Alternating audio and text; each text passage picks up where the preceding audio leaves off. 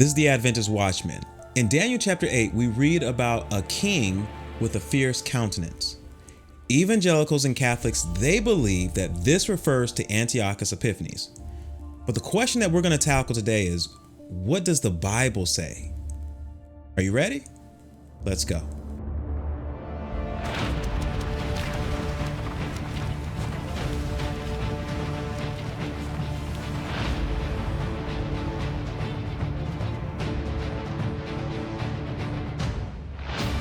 Okay, so now in this video, we're going to look at the latter half of Daniel chapter 8. And remember, the first half of Daniel 8, Daniel was seeing the vision. But in the latter half of Daniel 8, the angel is now explaining to Daniel what this vision that he saw was really about. So we're kind of going to rehash some of the stuff that we talked about in previous weeks, just because the nature of the vision is going backwards, or it's reverting back to some of the things that Daniel had already seen in vision. Okay, now let's begin today's study with verse number 21, and I want you to notice closely with verse number 21.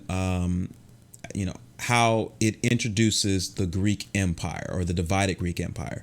Notice what it says. It says, "Now that being broken," talking about Alexander the Great, "whereas four stood up," talking about four horns, "four kingdoms shall stand up out of the nation, but not in his power." Now, it should be clear to you that we are obviously talking about the divided Greek Empire. All right. Remember when Alexander died, I believe it was in 323 BC. When he died, his kingdom was divided amongst his generals, but four of those generals, or four of those kingdoms that would stand in the place of Alexander the Great, would be notable enough to make them part of this prophecy. Okay. And those divisions were Cassander in the west, or he ruled Macedonia. We have Lysimachus, who ruled Asia Minor in the north. We have Ptolemy, who ruled Egypt in the south. And then we have Seleucus, who ruled Syria in the east. Okay, those are the four kingdoms. But let's look a little bit more what the verse says about these particular four nations. Okay, it says these four nations would rise or stand up out of the nation. So we should be clear that this is the divided Greek Empire, as these four kingdoms rose in place of Alexander the Great. But notice what it says at the tail end of this verse. It says they would arise, but not in his power. Now, ladies and gentlemen, now we have to decipher, what does the Bible mean when it says not in his power? Well, clearly his is talking about Alexander the Great. So what you must understand here is that when the four nations arose, these four empires, the Seleucid Empire, the Ptolemaic Egypt, the Macedonian Empire, and the Asia Minor Empire, when these four empires started ruling in place or after Alexander the Great died, the Bible says that out of all four of these kingdoms, none of them would have the same power that Alexander the Great had. Now, the question that we must answer at this very moment is, Antiochus Epiphanes part of any one of those four kingdoms? The answer is yes. Antiochus Epiphanes ruled the Seleucid Empire, okay, or some people call it the Syrian Empire, but it's basically the Seleucid, or the Seleucid dynasty was where Antiochus Epiphanes arose from. Okay, now if Antiochus Epiphanes, as we've just discovered, was part of the Seleucid Empire, and the Seleucid Empire was part of one of the four horns that arose out of the divided Greek Empire, now we have to ask the question, how can Antiochus be the little horn, which the little horn is said to have waxed exceedingly great, whereas Alexander only waxed very great, and exceedingly is more than great? How can Antiochus Epiphanes be the little horn waxing exceedingly great when the Bible just said the kingdom that he ruled would not have the same power as Alexander the Great? Ladies and gentlemen, you can't have both at the same time. If Alexander the Great, if Antiochus Epiphanes was part of a kingdom that wasn't as powerful as Alexander the Great, how can it therefore wax exceedingly great or even greater than Alexander did? Ladies and gentlemen, when we look at this problem, we should be able to see clearly, that Antiochus Epiphanes was not the little horn who waxed exceedingly great. Okay. Now, we must admit there are some parallels. There are some connections. We do see some similarities between Antiochus Epiphanes and this power that is called the little horn. Okay. But when we look at the full spectrum of the description of the little horn, we recognize it just can't be Antiochus Epiphanes. Okay. His kingdom was part of the nations that did not have the same power as Alexander the Great. Therefore, he couldn't have waxed exceedingly greater than Alexander the Great. Now, someone says, well, okay, Tori, I got you. Fine. Antiochus is not the little horn. But there are some who believe the Seleucid Empire in totality is the little horn. Okay.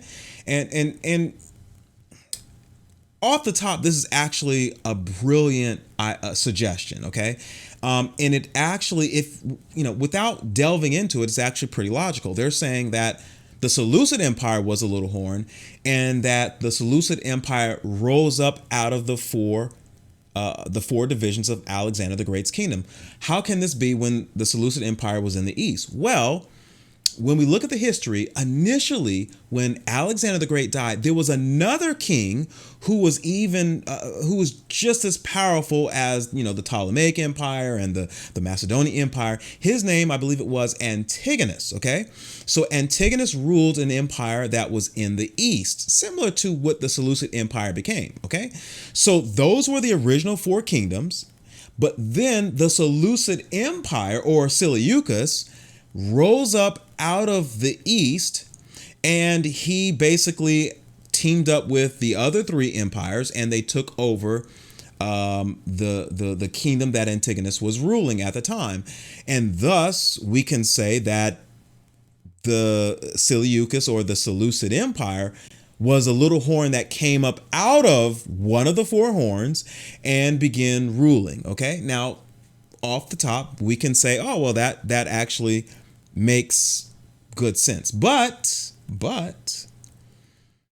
when we analyze verse number 23, we recognize it cannot be the case. And I'm going to show you why this can't be the case.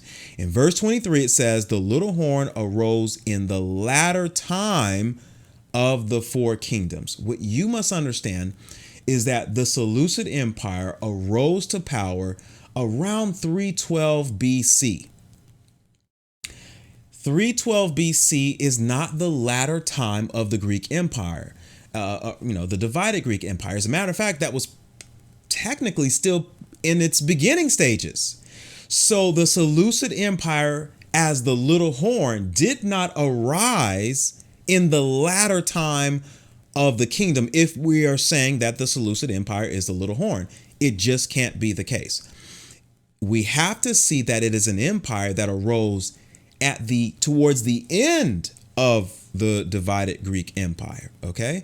So let's look at verse 23 again. Okay. And I want to make sure that you understand what you're reading here. It says, in the latter time of their kingdom. Now, you should understand that when it says their kingdom, it's talking about the divided Greek Empire as a whole, not individually, because individually there was a wide spectrum of when each of these nations fell. For example, The Lysimachus was conquered, or he was taken out by the Seleucid or Seleucus. He was taken out, and I think it was 281 BC. Okay, that was still early, early in the stages of the divided Greek Empire. What was it? Macedonia was taken out somewhere around 163 ish by the Romans. So we can see there's a wide spectrum of when these nations fell. Okay, so we can't look at it from an individual, from each horn individually. We have to look at it as collectively as the Greek Empire. Now the question is, when collectively did the Greek Empire, would we consider it the latter time of the Greek Empire as a whole? Okay. So what we have to now do is look at, when did the Greek Empire, when did these four horns become solidified? When were they established?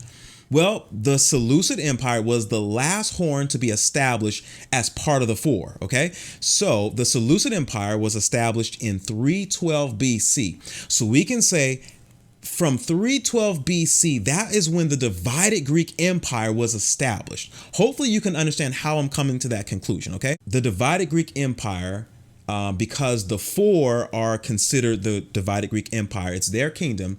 We see Seleucus, or the Seleucid Empire, the establishment of this kingdom solidifies when the clock starts running for these four empires. Okay, now coincidentally, the Seleucid Empire is also the last of the four to be conquered.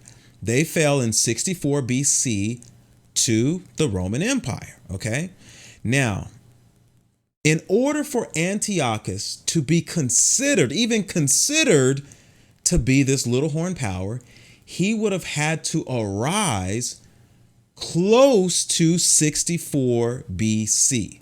Well, ladies and gentlemen, Antiochus Epiphanes started ruling somewhere, I believe it was around 175 or 174 BC. This is 100 years before we even come to the latter of the divided Greek Empire, the latter end of this divided Greek Empire. And so we should be able to see that Antiochus clearly here, he doesn't qualify as standing up in the latter time of the Greek Empire. He stood up probably halfway through, maybe 2/3 through, but not at the end of the divided Greek Empire. All right. So remember, my contention is that this little horn is the Roman Empire. It begins as imperial and then it transitions to papal. But here in this prophecy, when it talks about this little horn, we must understand that we are in the imperial phase of the Roman Empire. Why? Because the little horn, as the papacy, would not arise for hundreds of years. Okay, so you should understand that we are clearly talking about the imperial Roman Empire. And in 64 BC, once it conquered the Seleucid Empire, the imperial Roman Empire, at that point, it stood up as the undisputed ruler of the known world. And this is how we understand that the little horn represented the imperial Roman Empire. Now, I want you to notice that the text says, when the transgressors are come to the full. Okay. And I want you to understand that there are other translations that capture the essence of this concept even a little bit better than the King James. Okay. For example, the NLT says when their sin is at its height. The CSB says when the rebels have reached the full measure of their sin. The RSV says when the transgressors have reached their full measure. Okay. So the idea here is that the children of Israel have, in essence, reached their limit as far as their transgression in the eyes of God. And when the transgressors, or the children of Israel, reached that limit, then God sent punishment to them. Now, let me give you an example that hopefully you can connect the dots on what is actually being referred to when the transgressors reach their full. I want you to imagine that you are married to somebody and this spouse is a horrible spouse, right? And you've given this spouse 3 different chances to prove that they can be the spouse that you married or that you desire them to be, right? And let's say they cheated the first time and you took them back. They cheated again the second time, but you took them back. And then the third time that they cheated, it was at this time that you decided that they could never be the spouse that you wanted them to be. And so it was at this point that you let them go. Now, I want to ask you a question. In which one of these iterations did you, as the faithful spouse, when did you recognize that you had your limit, that you reached your limit? When did you recognize that your spouse had reached its limit? Was it the first time and then you took them back? Was it the second time when you took them back? Or was it the third time when you said, I'm done? Ladies and gentlemen, I want you to understand that Israel is depicted as God's spouse. And what you must understand is the first time Israel cheated, God sent Nebuchadnezzar and destroyed them in 587 BC. But God took them back. And ladies and gentlemen, what you must understand is the children of Israel, they cheated again. And this time, God sent Antiochus Epiphanes, who killed them and desecrated their sanctuary in the year 167 BC. But ladies and gentlemen, God took them back. But finally, they cheated the third time. And this time, God sent the Romans and killed them, destroyed their sanctuary and their cities, exiled them in the year 70 AD.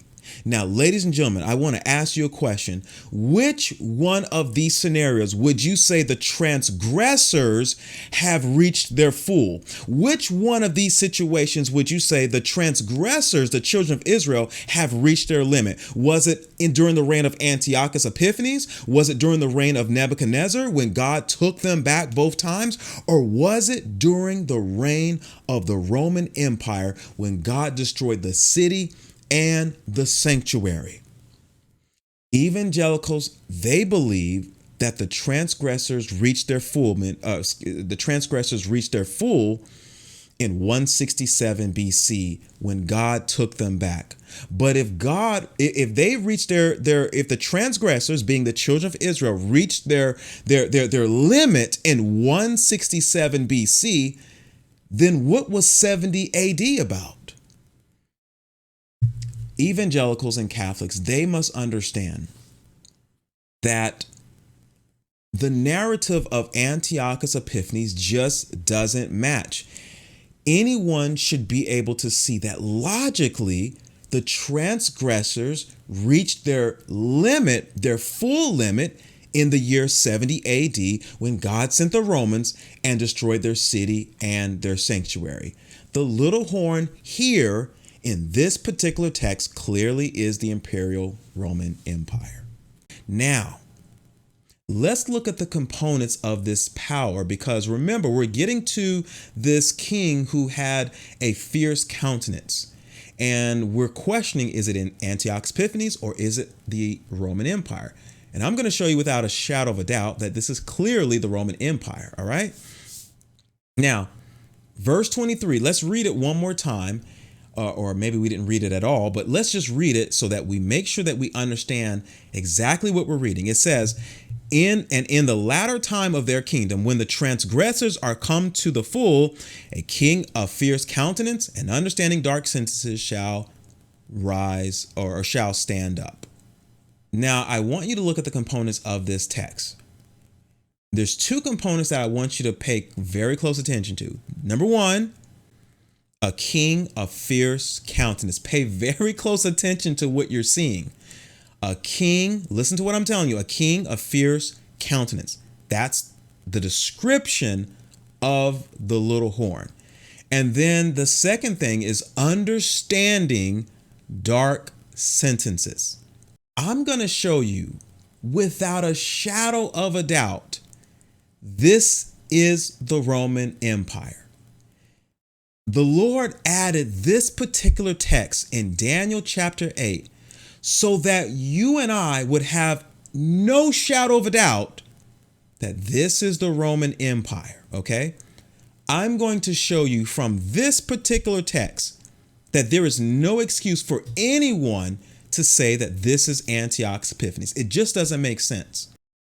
Now, if we're paying very close attention to prophecy, you're going to understand that this king with a fierce countenance has been prophesied about way before Daniel prophesied about it. All right. Turn with me to Deuteronomy chapter 28. And I want you to notice closely what you're looking at here. OK, now, in this chapter, I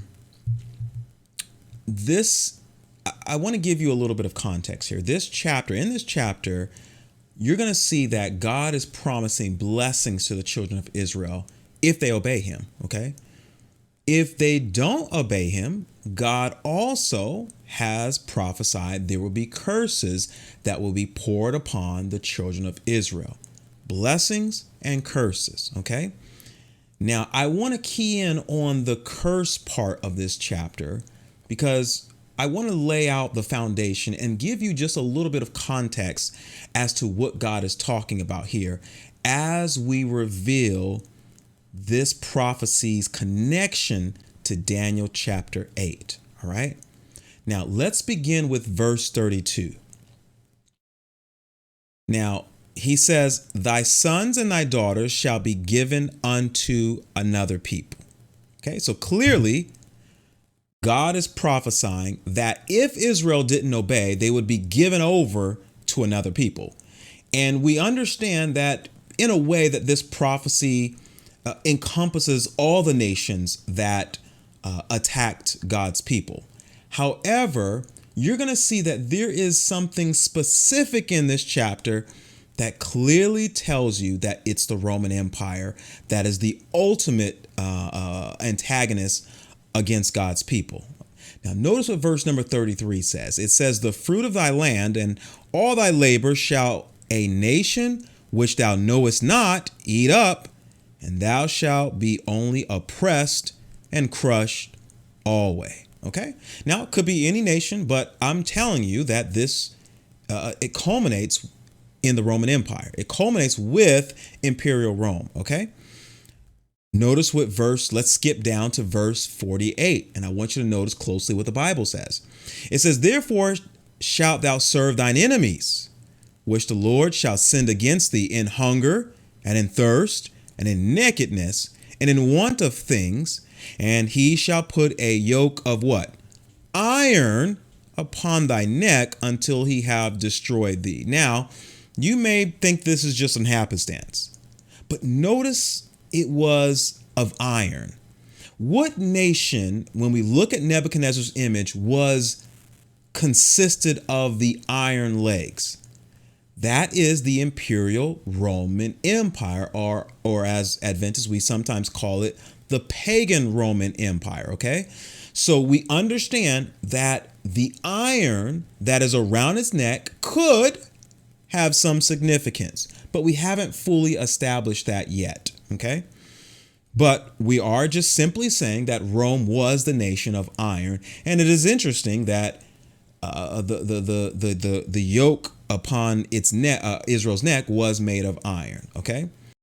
Now let's skip down to verse 52, and I want you to notice what it says. It says, and he shall besiege thee in all thy gates until thy high and fenced walls come down, wherein thou trustest throughout all thy land.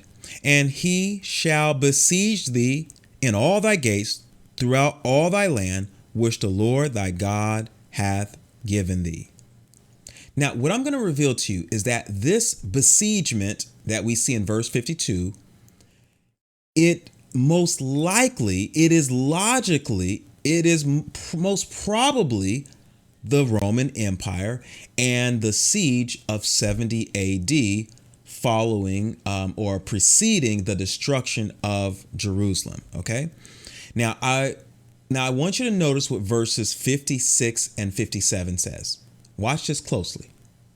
It says, the tender and delicate women among you, which would not adventure to set the sole of her foot upon the ground for delicateness and tenderness. Her eye shall be evil toward the husband of her bosom, and toward her son, and toward her daughter, and toward her young one that cometh out from between her feet, and toward her children, which she shall bear. Now, notice what it says in this last part.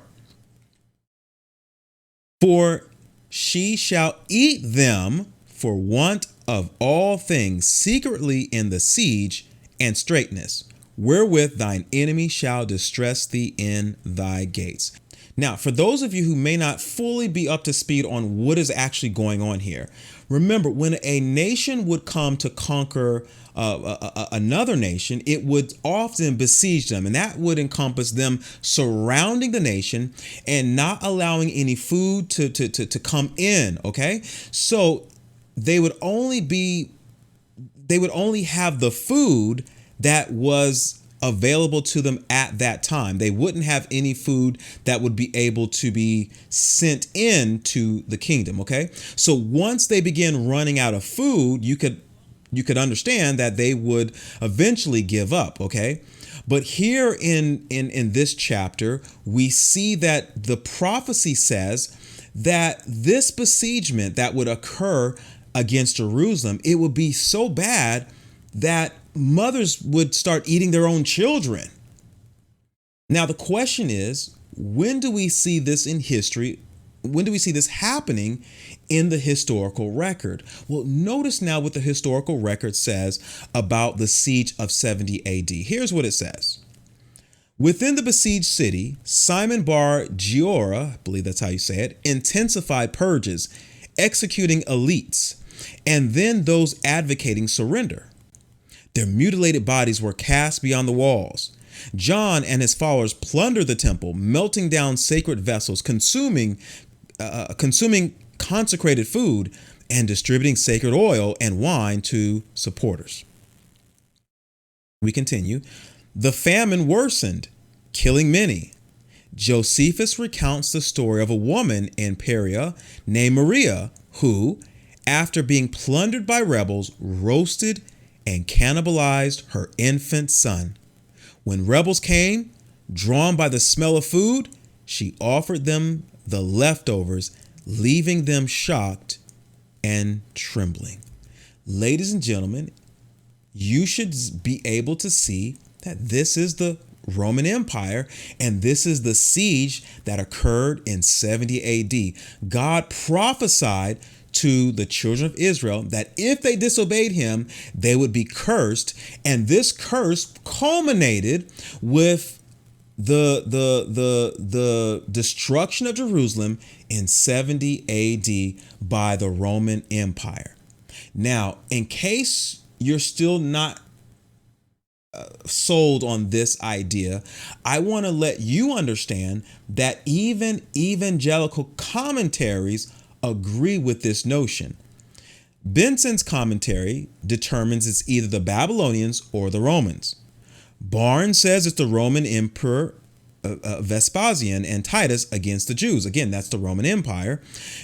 Jameson Fawcett Brown Bible commentary says it's a description of the Romans.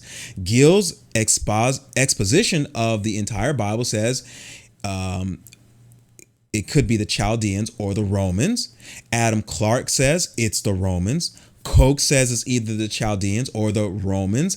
Kaufman's commentary says it's the Romans. Whedon's commentary says that it is the Romans. Ladies and gentlemen, it has to be the Roman Empire. Now, for those of us who are Adventists, you must understand what you must understand is that Ellen White also says that this chapter is prophesying, or at least these verses are prophesying the attack of the Roman Empire in 70 AD. I want you to notice what she says in the Great Controversy regarding the siege of 70 AD. Here's what she says. She says, thousands perished from famine and pestilence. Natural affections seem to have been destroyed. Husbands robbed their wives and wives their husbands. Children would be seen snatching the food from the mouths of their aged parents. The question of the prophet, can a woman forget her sucking child? Receive the answer within the walls of that doomed city. And then what you must understand is that she quotes Isaiah 49:15, Lamentations 4:10, but then she quotes Deuteronomy 28:56 and 57. Ladies and gentlemen, the Bible says it's Rome. Evangelical commentaries, they say it's Rome. Ellen White says that it's Rome. And ladies and gentlemen, I am showing you from the Bible that it clearly is the Roman Empire that we are talking about here. Now, why am I telling you all of this?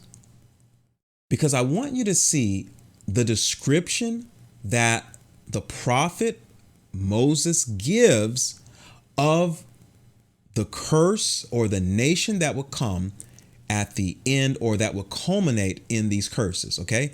Notice the description that the Bible gives, and starting with verse number 49. Watch very closely. It says, the Lord shall bring a nation against thee from far. That's key number one. Now it's from far. Okay. Was the Roman Empire, did it come from far? It came all the way from the west. It came from far. Okay. It continues by saying, from the end of the earth. Now, you have to understand that back in those days, the New World was not yet discovered. So, in a way, the west coast of, what we call Europe today, that would be the end of the earth. Okay, so Rome came from the west, the furthest west, which was the end of the earth. Follow closely to what it's telling you, because you're about to see something that you've never noticed before. It says that this nation was as swift as the eagle flieth. Swift is a supplied word. It was added by the translators, but again, it talks about the eagle that flieth. And ladies and gentlemen, what I want to remind you is that the eagle was a symbol of the Roman Empire. All right. So clearly we are seeing the connections of the iron. We're seeing the connections of the eagle and coming from the ends of the earth. Ladies and gentlemen, you are seeing the rise of the Roman Empire. But notice what else that it says. Watch this. It says, a nation whose tongue thou shalt not understand. A nation of, what does it say? Fierce countenance, which shall not regard the person of the old, nor show favor to the young. Remember what the prophet Daniel told us? He says it would be a king of fierce countenance and understanding dark sentences. Well, ladies and gentlemen, in the book of Deuteronomy, we clearly now understand what Daniel was talking about, because the prophecies are linked. You must understand that when we compare Deuteronomy 28, we can see that the king of fierce countenance in Daniel 8 is the same as the nation of fierce countenance in Deuteronomy 28. Are you hearing me, ladies and gentlemen? What you must understand is that when Daniel talks about the king who understood dark sentences in Daniel chapter 8, this is the same power that Deuteronomy 28 says is a nation whose tongue the Jews shall not understand. They are one in the same. The dark sentences is in reference or regards to a kingdom that the Jews would not understand that language. And that clearly was the Latin that was spoken by the Roman Empire.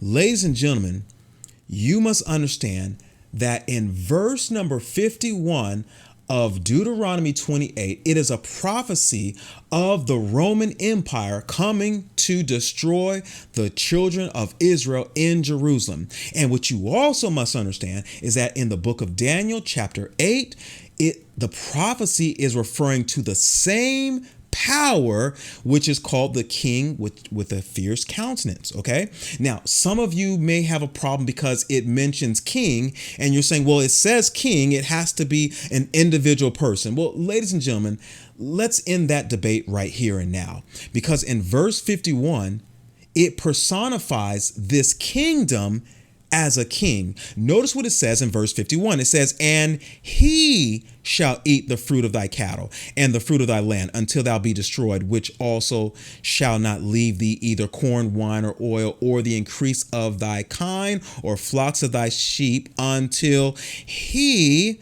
have destroyed thee. So, ladies and gentlemen, what you must understand, and what I don't even know if all the Adventist church understands this, okay? But this is something that I learned a few years ago, is that God often personifies a kingdom by its king, okay?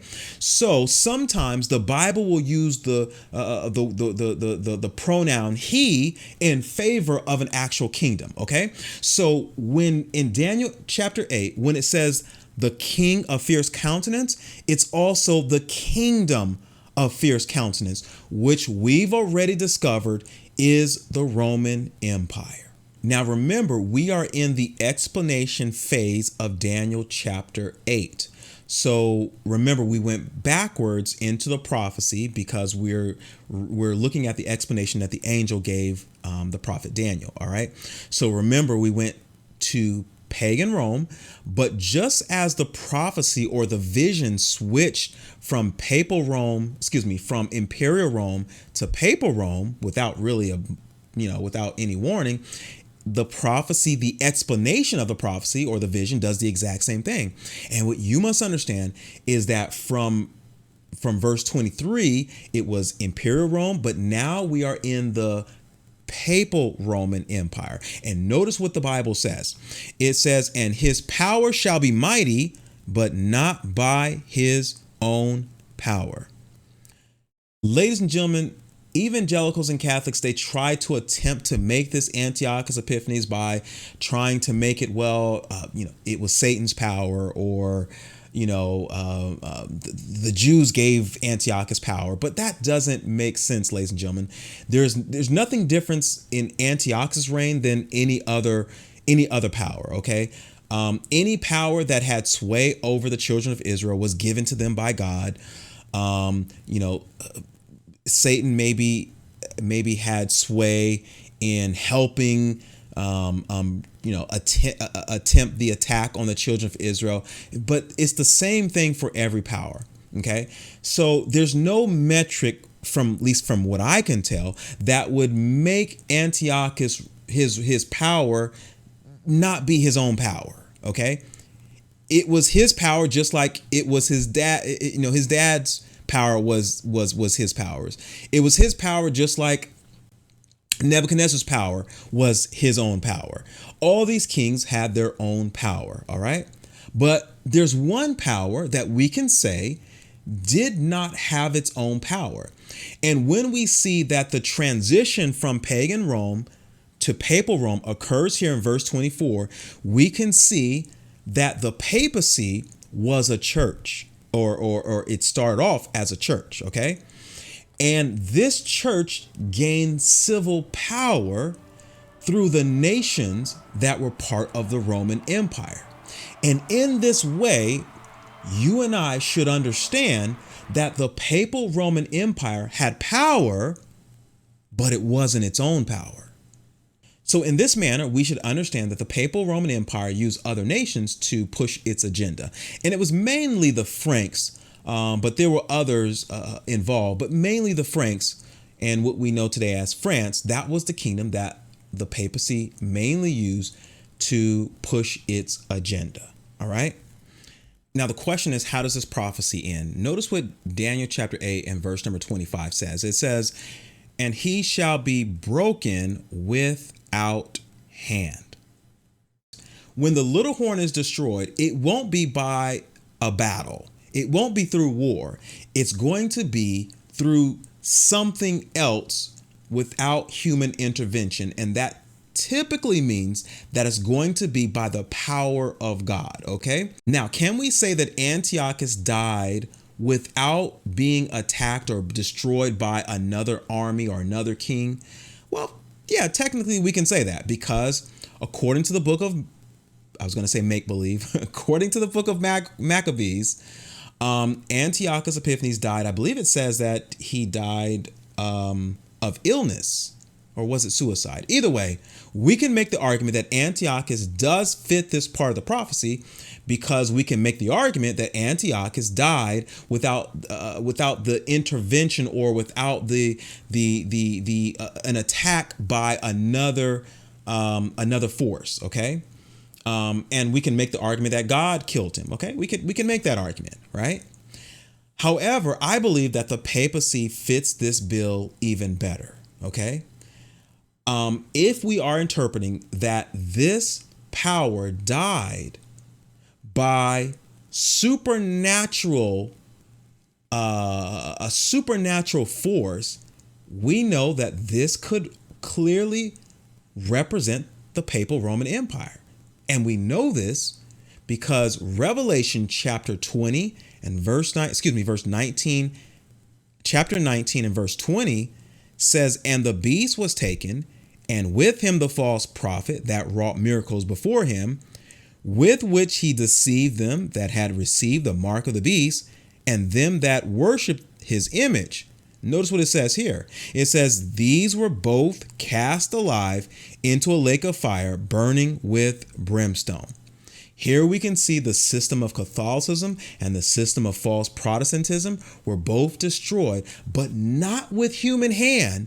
They were destroyed without hand. In other words, they were destroyed supernaturally by the power of an all-powerful God. So, ladies and gentlemen, we can clearly see that the little horn, or the papacy and the imperial Rome, does fit the description of this little horn described at the end of Daniel chapter 8. Now, we're going to close this video, and this will be our last video in our series of the little horn. I'm going to make actually one more video on the little horn, and it's going to be a summary of everything that you've learned in these last few months. Okay. And once we close this out and we can clearly see that it's not Antiochus Epiphanes, then we're going to go into the 2300-day prophecy. And, I guarantee you're not going to want to miss this, okay? But ladies and gentlemen, I'm the Adventist Watchman, and now you understand that the king with a fierce countenance was not Antiochus Epiphanes. It was the Imperial Roman Empire. God bless.